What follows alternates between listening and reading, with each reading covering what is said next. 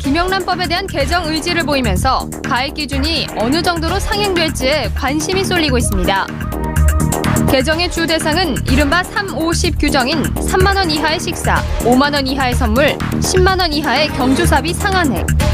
김영란법은 법의 취지대로 부정청탁, 접대 억제 등 긍정적 효과가 크지만 농수축산업계와 화훼업계 등에 타격을 준다는 지적이 많았습니다.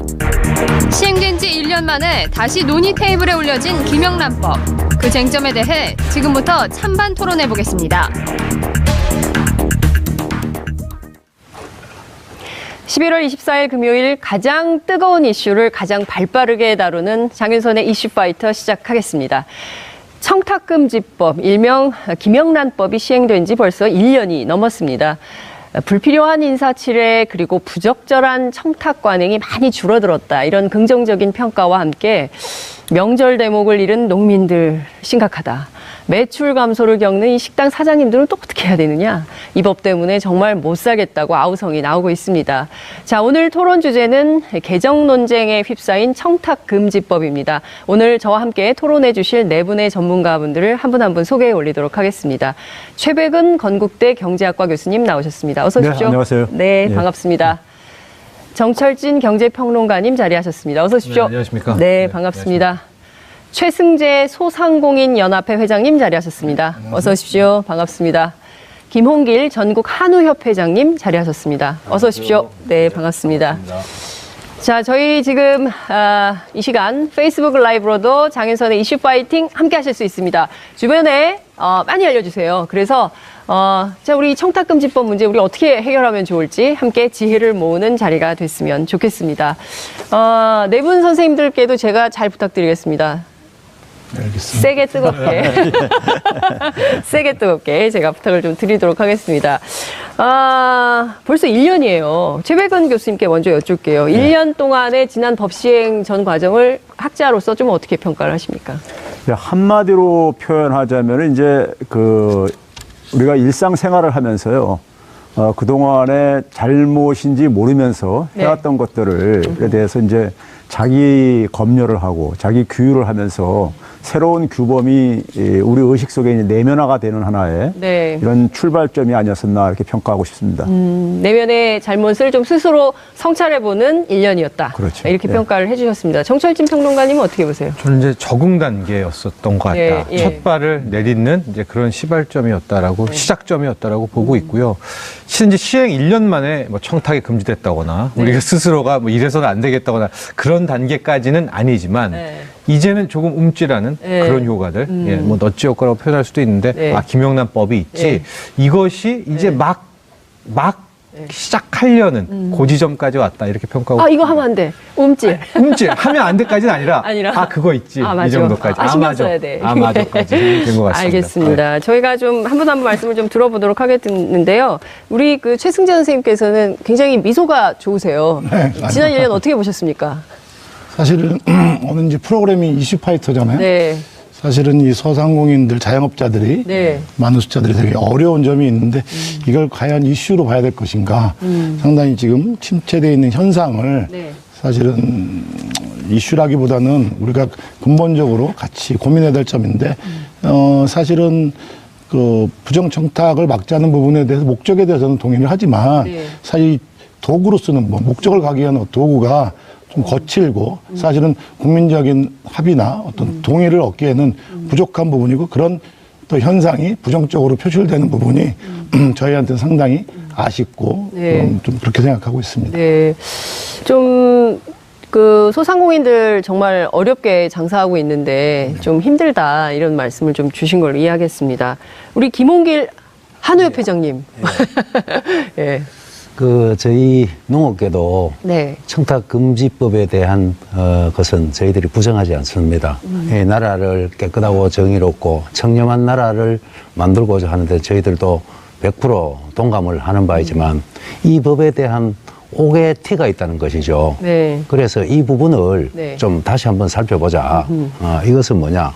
우리 농업인들은 그동안 세계 자유무역 경제 체제 하에서 FTA라든지 많은 걸 겪으면서 정부에 양보를 했습니다. 네. 국익을 위해서. 그러면 우리나라 농업 정책은 어떻게 가느냐. 차별화하고 네. 고급화하라는 이런 정부 정책을 믿고 차별화하고 고급화를 하다 보니 비싸졌어요. 예, 국내산이 조금 비싸졌는 게 예. 사실입니다. 예. 그런데 이 어느 날 이 김영란법으로 인해서 이건 선물하지 마라. 다른 건 선물해도 된다. 수입 쇠고기, 수입 농산물은 가격이 싸니까 선물하기 좋습니다. 그거는 선물해도 된다. 이래서 저희들은 1년 동안 죽을 맛이었습니다. 그래서 농가들이 엄청 피해를 보고 네. 그런 가운데 지금 지내고 있습니다. 네. 예. 자, 두 분 어찌 보자면 이제 산업계를 대표해서 말씀을 좀 주신 거라고 이해를 하고, 이렇게 두 분은 또 전문가, 그리고 또 이제 국민 눈높이에서 이제 설명을 좀 해주실 텐데요. 처음부터 좀 첨예하게 약간 입장이 좀 갈리는 것 같기도 합니다. 자, 우선 우리가 이 김영란법을 한 이유가 있거든요. 너무 부정청탁이 만연돼 있고, 좀 이렇게 너무 심하다. 이거 좀 금지를 해서라도 법률적 좀 이렇게 제재가 필요하다 이런 판단이 있었던 거 아니겠어요? 최 교수님 어떻게 보세요? 그렇죠. 사실 우리가 이 부패가 심할수록 그러니까 뭐 다른 건 다 둘째치고요. 네. 경제적으로 그러니까 경제 전체적으로 볼 때는 네. 상당히 마이너스 효과가 크다는 것은 학문적으로 이미 오래전부터 입증이 된 겁니다. 네. 그러니까 성장에도 바람직하지 않고 그다음에 해외 외국인 투자를 유치하는 데도 그러니까는 바람직하지 않고 그러니까 긍정적인 것은 제가 볼 때 별로 없고요. 네. 대부분이 다 부정적인 효과가 이미 학문적으로 다 이미 오래전부터 이미 실증 분석을 통해서 입증이 된 것이거든요. 네. 근데 저는 이제 두 가지를 이제 얘기를 좀 드리고 싶은데 많은 사람들이 우리 사회가 좀 변화가 필요하다 이런 얘기도 많이 합니다. 그렇죠? 그런 얘기도 많이 하는데 사회가 변화를 하려면은 뭐 제도도 바꾸고 그래야 되지만은 기본적으로 이제 사람의 의식이 변해야 된다. 네. 이런 말들을 많이 하잖아요. 그렇죠. 그래서 이제 이 의식의 변화를 우리가 하나에 추동하는 것은 뭐 교육도 있고 여러 가지 있지만은 법과 제도도 그러니까 우리가 하나의 네. 그 수단 중에 하나이죠. 두 번째는 저는 이제 교육 현장에서 지금 햇수로 지금 28년째 지금 대학에서 지금 네. 아이들 가르치고 있어요. 예, 가르치고 있는데 네. 알게 모르게 아이들이 네. 어른들한테 그리고 우리 사회에서 그러니까 배우는 것들이 있어요. 네. 그러니까 아이들이 이 초중고등학교 때부터 이미 그러니까 반칙이라든가 아니면 어떤 부패라든가 부정 이런 것들에 대해서 네. 작은 규모지만은 이런 것들이 그러니까는 굉장히 별로 의식하지 않고 네. 이렇게 일상생활을 영위하는 경우들이 많이 있는데 이건 왜 그러냐면요. 네. 어른들이 네. 사실 그렇게 자연스럽게 그런 것들을 하다 보니까는 네. 하다 보니까 아이들도 그걸 그러니까 스스로 배우는 겁니다.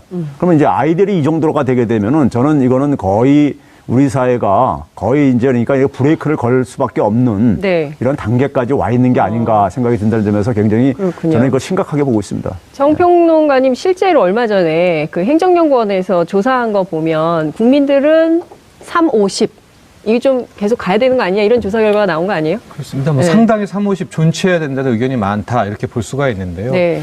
저는 이제 이걸 개정해야 된다, 존치해야 된다 쪽 그 사이에 있는 중립적 이 네, 의견자로 오늘 나온 게 네. 실은 이 가운데 앉으셔야 김영란법에 되겠는데. 그러니까 김영란법에 우리가 취지를 잘 살펴봐야 되는데요. 방금 최경영 교수님 얘기를 했지만은 뭐 노벨 경제학 이론 중에서 포획 이론이라는 게 있어요. 그러니까 공무원들을 이 사적 섹터에 있는 영역들은 아예 포획 싸버린다는 거예요. 포획을 해가지고 자신이 요구하는 것을 빼먹는 것이 이익 집단의 생리다라는 것이기 때문에 실은 공무원들에서는 이 청탁 방지라는 게 실은 필요합니다. 뭐 민간 영역이야 자기들끼리 뭐 뇌물 받으면 회사에서 뭐 잘리거나 할 수가 있는데 네. 공무원이라는 만큼 굉장히 중요하지 않습니까? 네. 그래서 이제 김영란법이 탄생되실 거고 그럼 청탁 방지를 어떻게 할까 하다가 네. 여러 가지 제안 중에 이 350이라는 350은요 실은 네. 김영란법의 이 메인 스트림에서 완전 떨어져 있는 거거든요. 즉 저도 청탁은 안 되지만 우리가 뭐 직무 수행이라든가 사교에 있어서 어쩔 수 없이 만나야 되니까 연관성이 있더라도 밥 먹을 때는 3만 원으로 하자. 선물 5만 원. 근데 지금 마치 이게 350이 김영란법의 메인이 된 것처럼 됐고 이거를 고치자 말자가 되는 그러니까 약간 이 본말이 전도된 그런 느낌이 있다는 걸 먼저 정리를 하고 들어가야 된다라는 네. 것이고요. 네. 어쨌거나 지금 화두는 우리에게 남은 건 350밖에 없게 됐습니다. 그러니까요. 예, 그래서 350이라도 이걸 밀어붙이던가 아니던가 해야 실은 청탁방지법의 그 취지는 살릴 수 있는 것이 맞죠. 자, 그러니까 이제 사실 여의도 국회에도 밥상의 변화가 생겼어요. 그러니까 옛날에는 비싼 점심이 굉장히 많았는데 29,900원. 그러니까 3만 원 미만의 이제 식사가 많아지고, 그리고 선물이나 이런 건 학교 같은 경우는 굉장히 많이 사라진 것 같아요. 그러니까 최소한 뭐, 그러니까 원래 이제 커피 한 잔 이런 건 다 되는데, 커피 한 잔 이런 것도 안 가지고 가는 문화가 지난 스승의 날이 그렇게 엄마들이 편했다는 거 아니에요? 그런 얘기도 나오는데, 자, 우리 한우협회장님께서는 오게티가 있다고 하셨어요. 그러니까 자유무역협정 FTA 문제를 좀 지적하시면서 좀 이게 한우가 더 많은 국민들에게 팔릴 수 있는 길이 이 좀 일종의 접대 이런 거밖에 없을까요? 선물 뭐 이런 것밖에 없을까요? 다른 방법은 없겠습니까? 예, 우리 세계적인 한우가 네. 세계적으로 한우는 유일한 유전자원입니다. 세계적으로 하나밖에 없는 유전자원인데 우리 네. 정부에서 100대 문화유산에도 선정하다시피 선정이 돼 있는 그런 품목이죠. 그런데 지금까지 대대로 내려오면서 저희 한우는 명절에 선물 세트로 많이 이용이 되는 것은 사실입니다. 매년. 네, 사실이고. 세트 정도나 나갑니까? 예, 저희 한우뿐만 아니라 네. 인삼이라든지 굴비라든지 이런 것은 좀 귀한 품목은 보통 명절에 선물을 많이 하지 않습니까? 네. 그래서 이런 것은 어느 정도 기한을 두고 저희들은 또 한우 농가들은 이 명절을 기준으로 해서 사육을 합니다. 명절 때 집중적으로 출하를 하려고 사육 목표를 잡고 3년 전부터 그렇게 진행되어 오는 것이죠. 그런데 이게 딱 1년 만에 이렇게 해버리니까 갈 데가 없어요. 판매가 안 되니까. 그 남은 건 어떻게 됐습니까? 가격이 폭락을 했죠. 생산은 저희들이 30% 가까이 줄였는데 네. 생산은 줄이면 농산물은 5%가 과잉이 돼도 폭락을 하고 네. 5%가 감소되면은 가격이 급등합니다. 이게 농산물의 특징인데 생산을 30%를 줄였는데도 많이 떨어졌는 그런 현상이거든요. 그래서 어떻게 하다 보니까 이 한우가 청탁하는 물건으로 지금 바뀌어 버렸어요. 굉장히 억울하고 정말 이건 아닌데 네. 세계적인 명품인데 네. 또 세계적으로 자랑을 해야 될 것이 네. 어떻게 청탁하는 물건으로 지금 바뀌어 버려 가지고 굉장히 억울합니다. 억울하고 그런 부분이 많습니다. 예. 한우는 척탁한 물건이 아니다.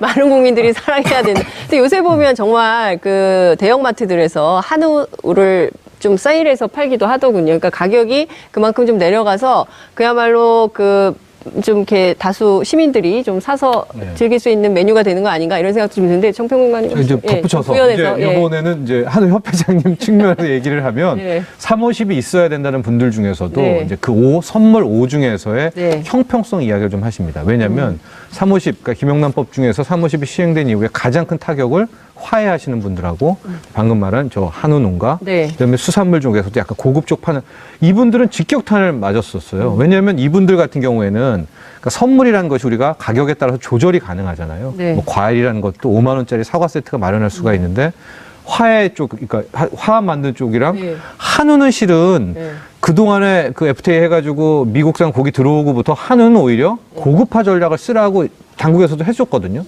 근데 다시 그걸 5만 원대로 한우 선물세트를 못 낮추죠. 그랬기 때문에 실은 350 중에서 5만 원, 그 중에서 화해와 축산 쪽에서는 형평성 논란이 좀 있다. 왜 이 업종만 타격을 받아야 되느냐. 굴비는 괜찮습니까? 굴비도, 그러니까 수입 굴비가 안 될 말, 우리가 잡은 그 약간 뭐라 그러죠? 비싼 굴비라고 그래야 될까? 거기도 직격탄이죠.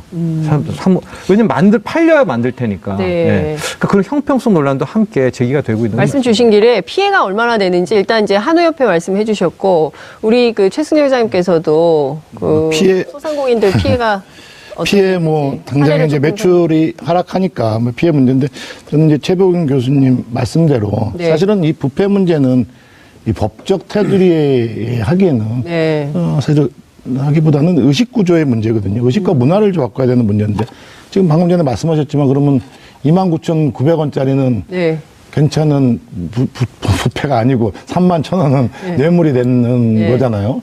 이건 사실 상당히 모호한 부분이 있습니다. 그래서 사실은 기준이 모호하다. 모호한 기준이 있기 때문에 그 국민적인 합의가 이루어져야 되겠고 거기다가 그 어떤 그 목적을 달성하기 위해서 전반적인 산업이나 국민의 의식 생활이나 이런 부분들을 종합적으로 좀 판단해야 되는데 사실은 이 부패 방지에 관련된 부분 갖고 너무 주안점을 하다 보니까 산업 전반에 관련된 부분은 소홀히 다른 것 같고요. 사실은 이거를 정말로 그 최백운 교수님 말씀처럼 엄격하게 네. 정말로 사회를 그렇게 만들려고 생각을 했었다면은 더 거친 방법이 있었겠죠. 외국처럼 네. 사실은 권력형 비리형자에 대해서는 아주 강력한 처벌을 하거나 그들만의 상위 계층에서 일어나는 여러 가지 현상에 대해서 네. 그렇게 했다면은 전 국민들은 네. 사실은 그런 부분에 대해서 사실은 학생들이라든지 일반 국민들이 많이 따랐을 거라고 생각하는데 네. 지금 도리어 예. 대다수의 자영업자, 경제적 약자들, 그다음 농수산민들 네.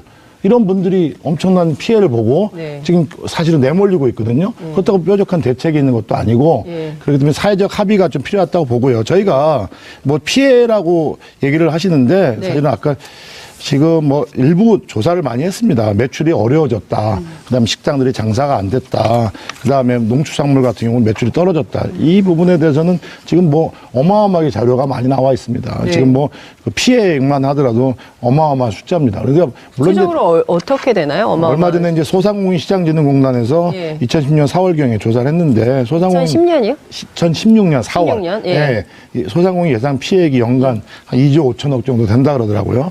뭐 2조 5천억의 엄청난 이상이고 네. 그다음에 이제 매출 하락분만 보더라도 2006년 3월에서 저 당시에 569만 원이었던 것이 김영남 법 직전에는 489만 원, 네. 시행 3개월에는 451만 원, 시행 6개월에는 409만 원으로 예. 월 순수익이 계속 줄어들고 있죠. 물론 이제 여기에 김영란법으로 인한 것만 전반적으로 다루진 못하겠지만 네. 그 직접적인 업종 관련된 사항들이 예. 직격탄을 맞은 거죠. 근데 소상공인 이 농업민들은 네. 사실은 이거를 갖다가 견뎌낼, 감내할 만한 체력이 없어요.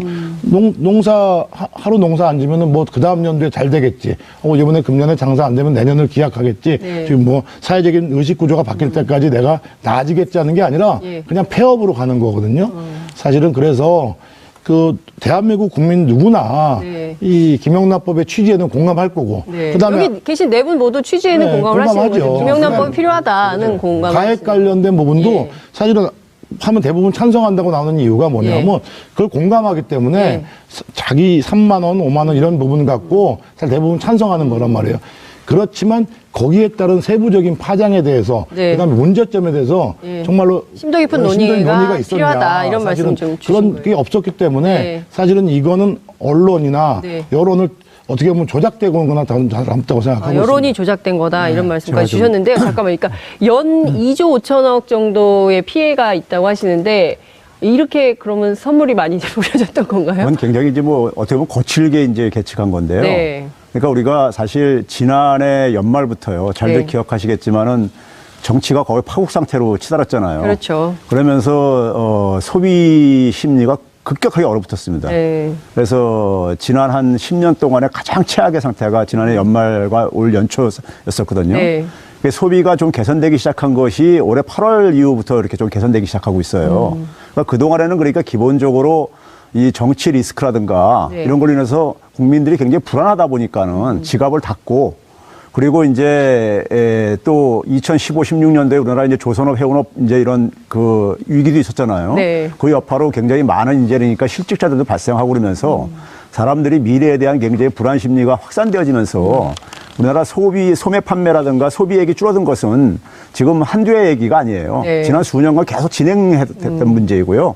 여기에 이제 그러니까 김영란법이 좀 이제 그러니까 일부 숟가락 하나 더 이제 얹은 이제 이런 이제 성격인데 네. 그걸 너무 과도하게 모든 이게 소비액의 축소를 네. 김영란법으로 취하면 그건 곤란한 거고요. 네. 오히려 최근에 그러니까는 지금 이제 8월 이후부터 정부가 추경 편성을 하면서부터 네. 좀 소비도 좀 살아나면서 지금 김영란법으로 타격받은 분야들조차도 네. 회복되고 있다는 지금 이제 이 조사들이 네. 지금 나오고 있어요.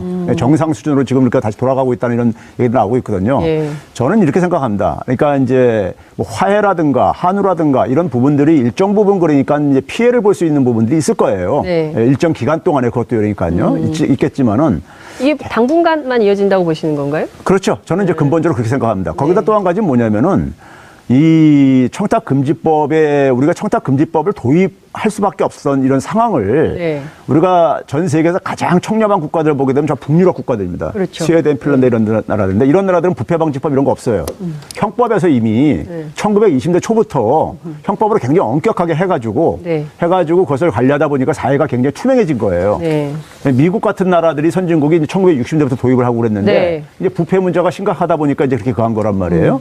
그러면 이제 우리도 이제 그러니까는 그 지금 소위 말해서 큰 도둑들 같은 경우는 뭐 형법이라든가 아니면 그다음 특정범죄 가중처벌법이라든가 최근에 지금 우리 논란되고 있는 공수처법이라든가 이런 법으로 우리가 지금 할 수가 있는 부분이 있어요. 그렇죠. 그런데 지금 이제 제가 모두에 말씀드렸듯이 일반인들이 그러니까 굉장히 그러니까는 이 생활 속에서 이 자기가 잘못하는 것을 그러니까 모르면서 해왔던 것들을 관행이라는 예, 그렇죠. 예를 들면 이런 것들이 있습니다.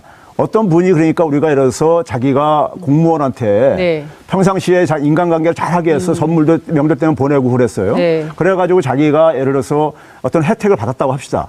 그러면 그걸로 인해서 피해본 사람들도 있을 게 아니겠어요. 그렇죠. 공정한 게임이 안 이루어졌기 때문에요. 그런 피해들은 우리가 굉장히 왜 이렇게 외면하고 눈 감고 사냐 이거죠. 그런 부분들에 대해서 만약에 당사자들이 그런 입장이면 얼마나 억울하겠어요.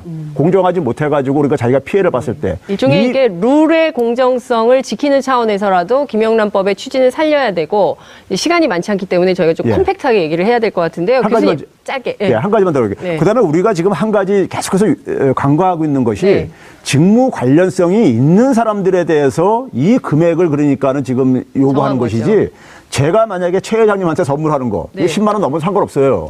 아무 직무 관련성이 없기 때문에요. 선물 하실 거예요? 아니 할 일이 없잖아요. 그러니까요. 그러니까 안 그렇죠. 대상자도 아니죠. 대상자도 아니에요. 그러니까요. 그러니까 아니 근데 우리가 기업 간의 뇌물도 영국 같은 경우는 엄격하게 금지하고 있어요.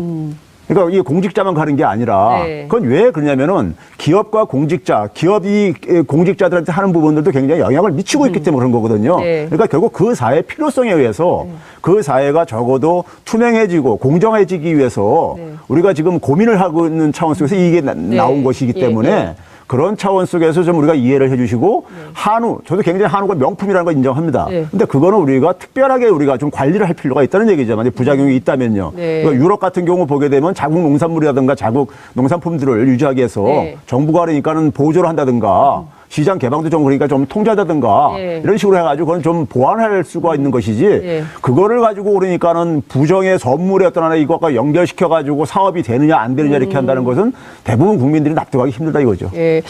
저희가 이제 저희들은 그렇게 생각하지 않는 게 선물은 선물로 인해서 과연 상대가 해줄 것을 안 해줬느냐, 해줄 것을 더 해주느냐.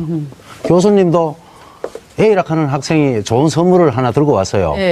되지도 않은 학점 더 안 준다고 봅니다. 정확한 잣대에 놓지. 저희들은 그렇게 생각을 하거든요. 선물을 주든 말든 그러죠. 원칙대로 그러니까 한다. 이 법 문제는 인성 문제고 도덕성 문제고 오히려 공직자들이라든지 공무원이라든지 이런 사람들을 인성교육을 더 강화시키고 도덕성을 더 강화시켜서 이렇게 잡아나가야지 이걸 법으로 하면은 지금 원래 보다시피 지금 일종의 자율 규제로 해야 된다. 이거를 그러죠. 법으로 강제하면 안 된다. 지금 이 법으로 인해서 저희들은 그렇게 판단을 하고 있어요. 상품권 지금 얼마나 더 많이 발생되었습니까? 상품권이 배가 지금 더 발행이 됐대요. 고액 상품권이. 여기에 대한 이런 거에 대한 대책을 세우고 자, 그러면 제가 한 가지만 질문을 우리 벤처 드릴게요. 여검사 문제로 해서 이런 게 다 되지 않았습니까? 그런 거를 잡고 현금을 주고 이런 거를 잡으려 해야지 20만 원, 10만 원짜리 선물 준다고 누가 그거 해주겠습니까? 그거를 부정적으로 보면 이 사회 전체를 너무 부정적으로 보는 것이죠. 김 회장님 입장에서는 한우나 이런 거를 선물로 주되 그 어떤 개인이 판단해서 원칙적으로 처리하면 될 것이지 이거를 청탁금지법이라는 법률로 규제를 하니까 시장 자체가 굉장히 얼어붙었다 이런 걱정을 하시는 걸로 이해해도 되겠습니까? 그리고 참 한 가지만 좀 더 말씀하시겠어요? 아닙니다. 우리 국민들이요. 아까 교수님이 말씀하셨다시피 상대가 다 있는데 전체 국민이 다 되는 걸로 알아요. 그러면은 이걸 누가 홍보를 해야 되느냐? 권익위에서 해야 되겠죠. 권익위에서 해야죠. 여기에 대한 홍보 전혀 하지 않았어요. 대한민국 국민이 다 연결되는 거로 같이. 또 어떤 분은 심지어 내가 그 5만 원짜리 받고 선물이 오는데 이걸 얼마짜리인지 알아야 될 거 아니에요. 그러면 5만 5천 원짜리냐, 6만 원짜리냐, 4만 9천 원짜리냐. 상대한테 전화를 해가 야, 네 얼마짜리 보냈어? 가격표를 이렇게라고 이 과연 법으로 맞습니까? 네. 저희들은 그렇게 보지 않고요. 그러면은 상대한테 얼마짜리 보냈느냐 물어야 되고 그 가액 이상 왔으면은 다시 반송을 시켜야 되고 반송 같은 경우는 농수축산물은 유통기한이 있기 때문에 다 썩어요. 다 변질되고 이게 법적으로 과연 정할 것이냐. 아무리 청렴한 사회도 좋고 깨끗한 사회도 좋지만은 너무 탁상적으로 너무 허강된 그런 법 논리만 적용시킨다고 저희들은 그렇게 보고 그런데 지금 있습니다. 회장님이 네. 지금 너무 우리 사회 그동안의 관행을 지금 갑자기 지금 이게 그러니까 중단됐을 경우에 굉장히 그 문제점을 말씀하시는데 네. 근데 사실 선진국을 나가보셔서 아시겠지만요. 일반 사람들한테 그렇게 선물하는 것이 익숙한 게 아닙니다. 그렇잖아요. 그러니까 평상시에 그러니까 우리가 아무 직무 관련성이 없는 사람한테 우리가 선물을 그러니까 우리가 이렇게 대가 없이 선물은 없다. 하지 않거든요. 하지 않고 지내는데. 선진국 외국하고 우리랑은 네. 문화가 틀리지 않습니까? 예. 저희들은 대한민국은 동방예의지국 아닙니까, 교수님? 동방예의지국. 옛날부터 어른들이 친직 인사들 스승님한테 선물 한 개 드리고 스승님한테 스승의 날 얼마나 많이 했습니까? 자, 제가 학교 얘기하니까 학교 얘기 좀 할게요. 네. 이 바뀐 하나의 이 풍경이 보게 되면요. 네. 이 우리나라 문화 말씀하셨는데 우리나라 문화 구조 때문에 대학생들이 교수를 찾아가는 걸 굉장히 부담스러워합니다. 아마 본인들도 아마 다 느끼셨을 텐데 대학 다닐 때 개인적으로 찾아뵙는 거를 굉장히요. 그러다 보니까 꼭 음료수도 한 박스 사갖고 이렇게 오려고 그래요. 무슨 뭐 공부라든가 취업 상담이나 뭐 이렇게 그거 하려고 할 때요. 인손으로 가기 굉장히 그러니까요. 어렵죠. 그게 이제 네. 그거더라고요. 근데 이 김영란법 되고 난 다음에 학생들이 그게 굉장히 편해진 거예요. 그다음에 이제 대학원생들하고 이제 교수라고 네. 이제 회식이라든가 술 한잔하고 뭐 음식 먹을 때가 있어요. 그때면은 과거에는 어떻게 됐냐면은 학생들이 네. 지네들이 대학원생들이 굉장히 가난하거든요. 근데 지네들이 그 없는 손에서 또 이제 그걸 다 각출해가지고 내고 그랬었는데 교수님을 그게 보시는 거죠. 그게 다 맞아요. 중단돼 버렸어요. 그러지 마요. 자연스럽게요. 사실은 이 문제만 보고는 볼 수는 네, 없는데. 네. 아니 그러니까 제 얘기가 그러니까 일반 사람들한테 그러면 그 대학원생이라든가 교수는 그렇게 평상시에 많은 뇌물 이렇게 수수하는 이런 사람들이 아니에요. 근데 일상생활 속에서 네. 우리가 그동안에 상당히 잘못임에도 불구하고 그것을 그러니까 잘못이라는 것을 모르고 해왔던 부분들에 대한 그러니까 우리가 제가 그랬잖아요. 자기 검열, 자기 규율 하면서 그러면서 우리 사회에 그러니까 사람들의 의식들을 바꿔갈 것이다. 네. 이게 첫 단추가 깨어진 것이고 이것이 몇 년 흐르다 보면은 상당히 사회가 과거하고는 다른 관행이 그러니까 만들어지게 될 것이다 이거죠. 그러니까 만연한 접대 문화가 변화할 수 있는 계기가 그렇죠. 될 수 있다 이런 말씀 주셨는데요. 일단은 제가 최 회장님께 말씀 기회 드리고 그다음에 정철진 저는 평론가님으로 최 넘어가겠습니다. 교수님하고 사실 우리가 얘기하는 부분에 대해서 공통점이 있어요. 네. 사실은 뭐 부정을 막지 않는 부분에 대해서 누가 반대하겠습니까? 전 교수님 말씀도 일리가 있다고 생각하는데, 근데 이제 이거를 갖다가 기술적으로 뭐 이렇게 논리적으로 따지는 게 사실은 좀 너무 축소돼서 얘기하는 것처럼 들리는 이유가 뭐냐면 사실은 유럽의 선진 문화랑 우리나라 문화랑 대한민국 문화랑 좀 틀린 부분이 있고요. 네. 첫 번째 단추를 잘 깼다고 저는 생각하는 동의하지 않는 게 첫 번째 단추를 낀 것이 아니라 다섯 번째 단추로 곧장 가버린 거예요. 저희는 사실은 그 관련된 문화가 형성이 돼야 되고 외국 같은 경우는 그 선진 문화라는 것이 아까 우리나라 사회 지도층 예를 들자면 거기는 사실 그렇게 그 뇌물이라든지 아니면 그런 문제가 생겼을 때 강력한 처벌 수단이 있었고 그동안 그 공직자에 관련된 문화가 자체가 틀린 거죠. 네. 우리나라 같은 경우는 그냥 멀쩡하잖아요. 그러니까 유전무죄, 무전유죄가 사실은 사회 지도층들이 먼저 스스로 뭐 마음을 바꾸고 개혁 운동을 했어야 되는데 그러니까요. 대다수의 소상공인, 자영업자, 농업민들이 일시적으로 이런 사회적인 합의가 안 된 상태에서 했기 때문에 이제는 법의 취지를 살면서도 중소상공인 업종의 경영 활력을 제고하는 방향도 진지하게 고민돼야지 올바른 방향이다. 너희는 다 죽어도 상관없다. 그동안 어떤 사람들한테는 그것이 감내할 수준이겠지만 어떤 사람들한테는 죽음의 생존의 기로에 있는 건데 그 생존의 기로를 가벼이 여기서 어떤 목적을 달성하고 무엇을 위해서 하느냐에 대해서는 한번 우리가 생각해 봐야 되지 않겠습니까? 네, 생존의 기로에 서 있다. 잠깐만요. 교수님, 죄송한데요.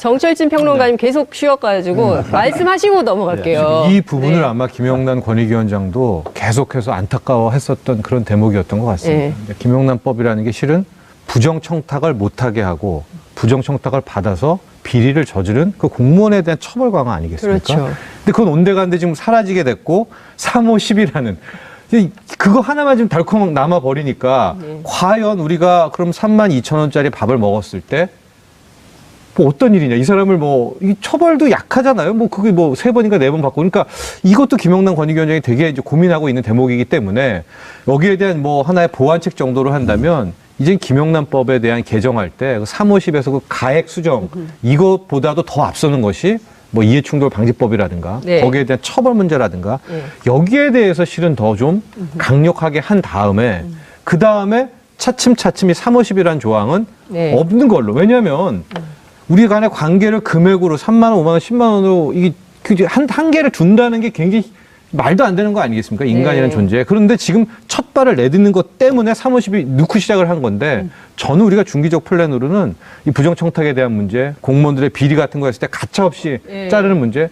지금은요, 우리나라 뭐 선생님들 안타까워하겠지만 성범죄를 저지르고 와도 선생님들 해고하기가 어려워요. 다시 교단했습니다. 예, 그런 문제들에 대해서 강화를 하게 되면서 저는 한켠에서는 이 350을 서서히 없애는 이 두 개가 병행되는 과정으로 나아갔으면 좋겠습니다. 자, 지난 16일 국정현안점검 조정회의에서 이 김영란법 얘기가 이제 다시 나오는데요. 나왔죠. 네. 그렇죠. 그래서 지금 이제 그 박은정 권익위원장이 이런 얘기를 했습니다.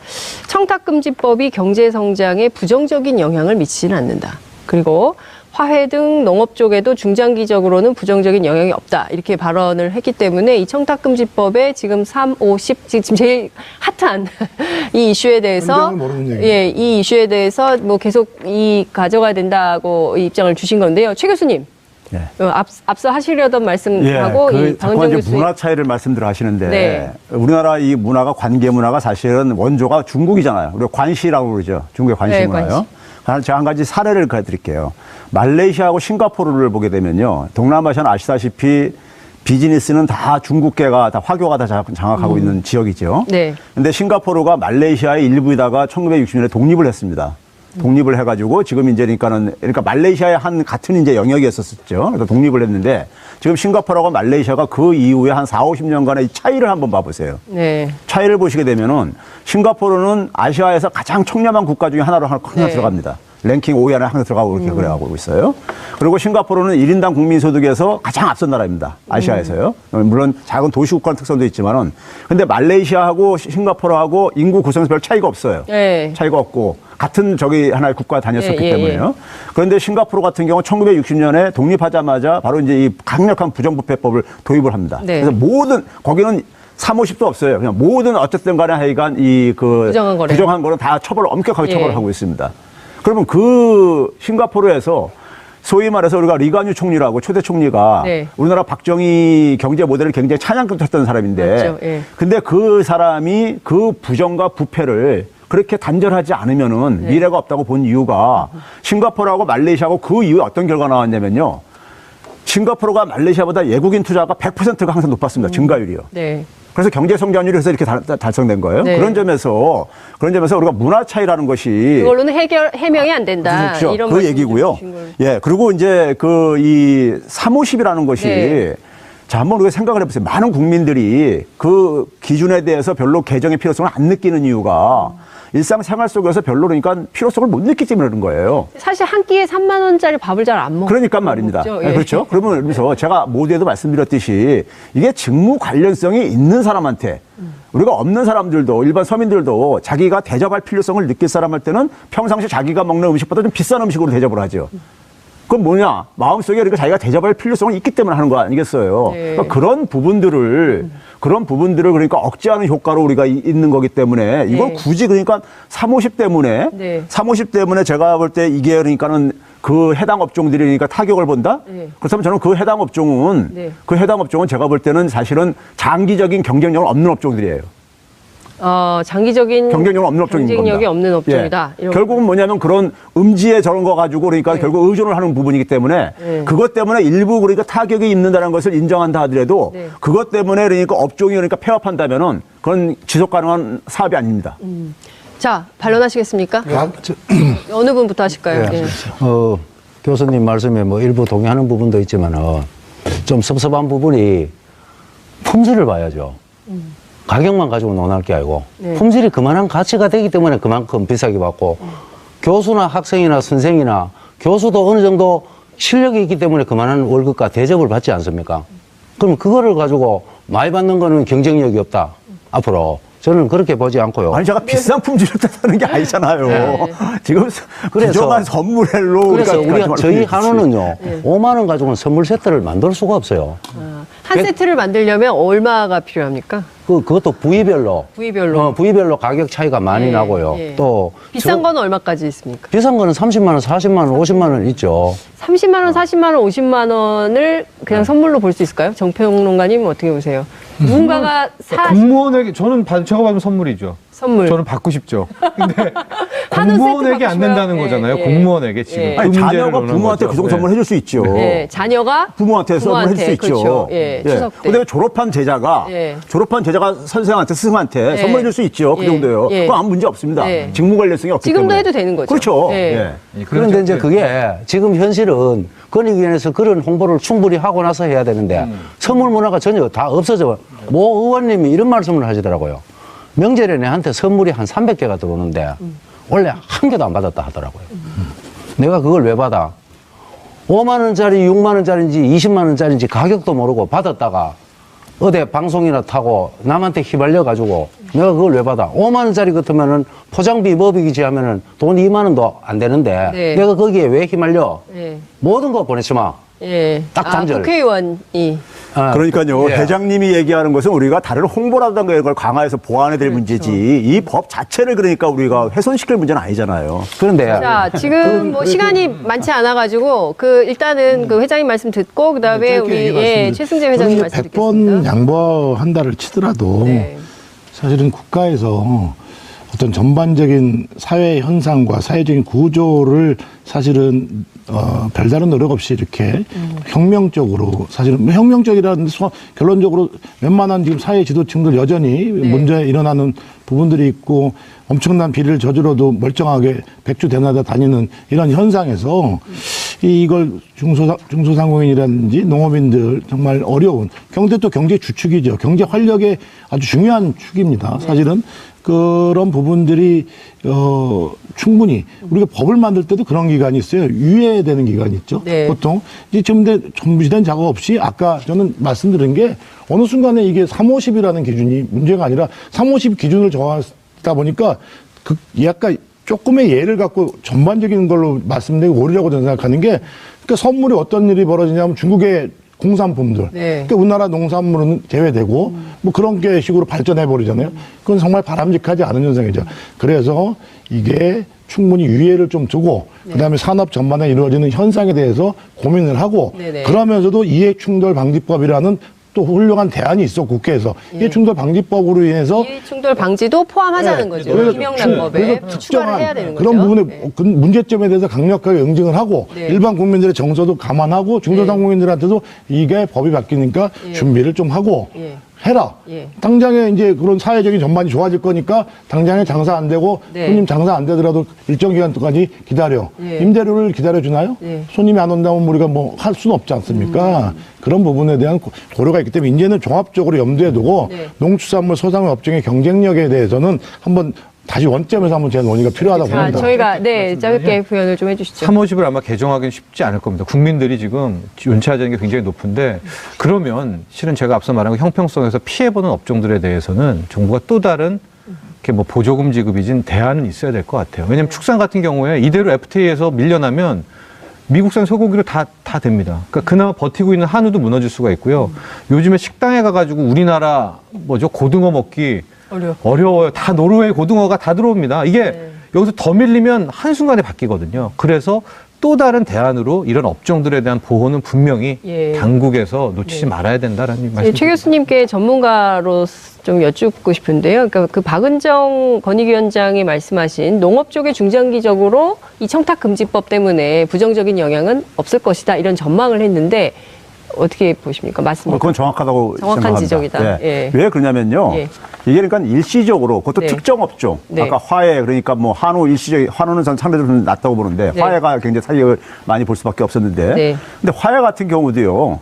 근데 우리가 지난 1년 동안에 그러니까 우리가 김영란법 시행한 지가 지금 이제 1년 좀 넘었잖아요. 네. 지난 1년 동안에 그러니까 이것을 그러니까 우리가 그 영향에 대해서 정확하게 지금 연구한 게 없습니다. 지금요. 네. 그냥 무조건 되고 소비액 줄은 걸 다 김영란법을 돌리면은 굉장히 과장하는 오류에 범한다. 네. 그러면 지난 1년이 굉장히 소비가 더 얼어붙었던 시기이기 네. 때문에 그걸 좀 가시고요. 그래서 제가 아까 얘기했잖아요. 8월 이후에 좀 오히려 회복세가 보인다. 그 관련 업종들에서도 그러니까요. 네.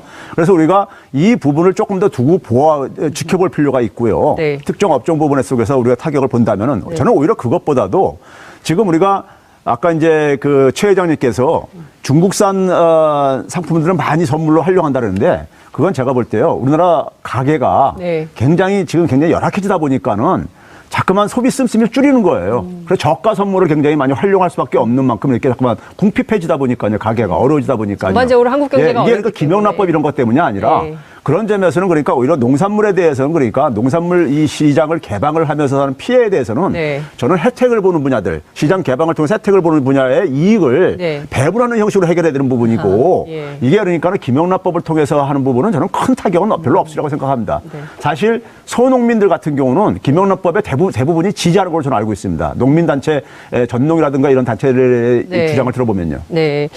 자, 핵심은 3, 5, 10.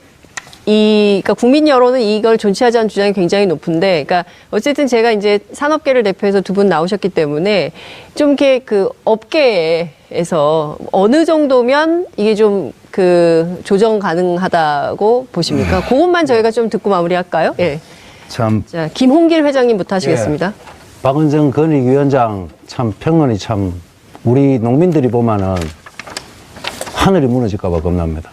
이렇게 바닥에서 어려운 농민들이 이렇게 살고 있는데 고위공직자로서 그렇게 자기는 포시락기 지내다 보니까 밑에 부분을 모르는 것 같아요. 정말 몰라도 너무 모른다. 농업 피해 없다. 농민들이 피를 토고 토할 지경입니다, 지금. 그 바닥을 모른다는 거예요. 이상만 추구하고 탁상행정만 하다 보니까 지금까지 문재인 대통령도 그렇게 말씀하셨잖아요.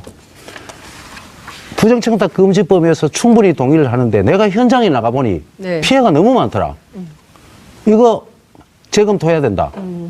현장에 나도 보고를 받고 나가보니 너무 많더라. 국무총리님께서도 그렇게 말씀하셨어요. 그래서 이 부분에 대해서 제대로 좀 현장 파악을 하셔야 될 것 같아요. 네, 알겠습니다.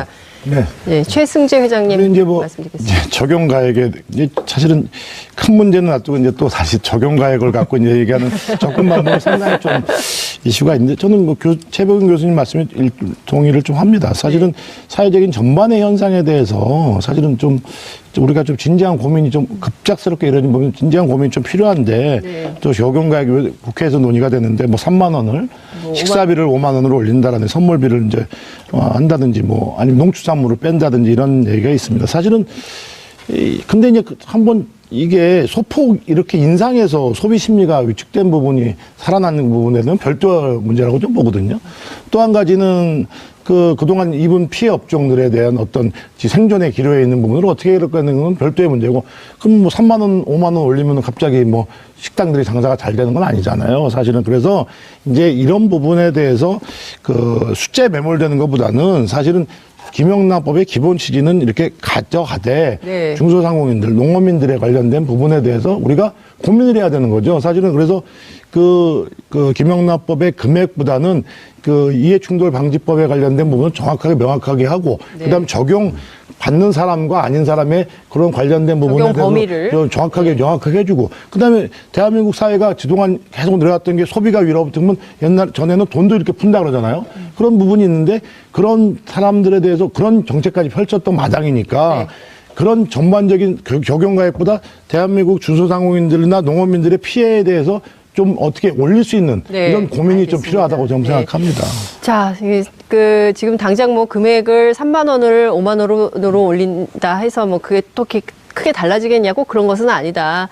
청탁금지법의 취지를 살리되 업계가 힘들지 않게 잘 이 산업을 유지해 갈 수 있도록 정부 대책이 좀 필요하다. 이렇게 좀 정리하는 걸로 마무리하도록 하겠습니다. 워낙 쟁점이 살아있어서 더 얘기를 해도 제가 보기엔 한 100시간은 해야 될 것 같아요.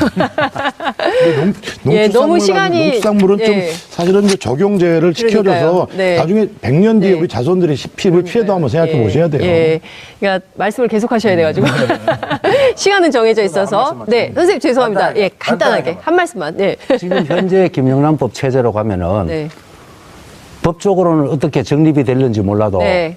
국내산 농수축산물을 다 죽이고 수입산 농수축산물로 바뀌는 장려로 바뀌는 그런 법으로 전락하고 말 것이고 분명히 제가 장담합니다. 알겠습니다. 농축수산업이 네. 김영란법 때문에 이렇게 쇠퇴하는 게 아니라요. 시장 개발과 네. 잘못된 농정 정책의 산물이라고 봅니다. 네, 알겠습니다. 제 생각에는 끝나고 나서도 나가서도 또 토론하시지 않을까 이런 생각이 좀 듭니다. 오늘 네 분 말씀 너무 잘 들었습니다.